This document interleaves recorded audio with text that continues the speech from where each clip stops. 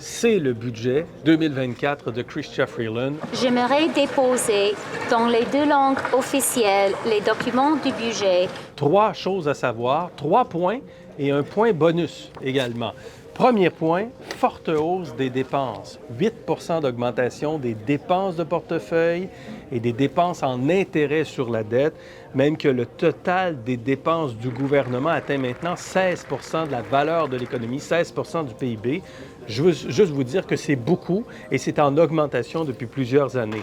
C'est un budget dépensier, beaucoup d'argent, notamment dans le logement. L'intérêt sur notre dette augmente de 15 54 milliards qu'on va payer en intérêt sur la dette cette année. C'est l'équivalent de ce que le gouvernement va chercher en revenus de TPS, de taxe sur les produits et services. Deuxième point, pas de cible de retour à l'équilibre budgétaire.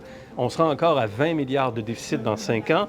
Et troisième point, hausse de taxation du gain en capital. Le gain en capital, on paie ça quand on vend, par exemple, une résidence secondaire, quand on vend, par exemple, un placement qui est imposable, un placement de toutes sortes. Jusqu'à maintenant, c'était 50 du gain en capital qui était taxable. Ça va rester 50 sur le gain en capital jusqu'à 250 000 $. Mais au-delà de 250 000 $, c'est 66 du gain qui sera taxable. Ça veut dire que d'ici 5 ans, le gouvernement fédéral ira chercher presque 20 milliards de dollars dans les revenus des entreprises et des particuliers également, en augmentant comme ça la taxation sur le gain en capital. Puis le point bonus, bien, il n'est pas très bonus, je vais vous dire, parce qu'on vient présenter un budget pour un gouvernement qui se dit vraiment pro-environnemental, avec beaucoup de mesures sur le climat pour combattre les changements climatiques. Mais il n'y a pas beaucoup de mesures environnementales dans ce budget qui a été présenté, même qu'on va retourner